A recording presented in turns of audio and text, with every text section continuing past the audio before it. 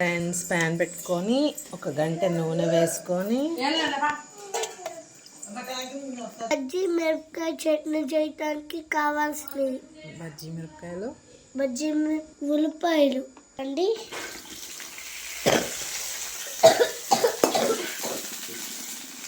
దాంట్లోనే ఉల్లిపాయ కూడా వేయాలి.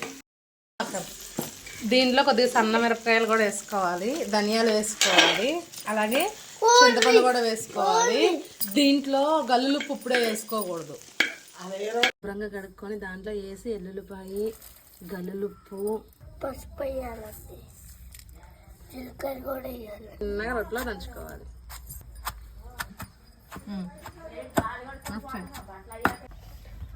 రోటి పచ్చడి ఇది తాళంతో వేయాలి, అప్పుడు సూపర్ ఉండిద్ది.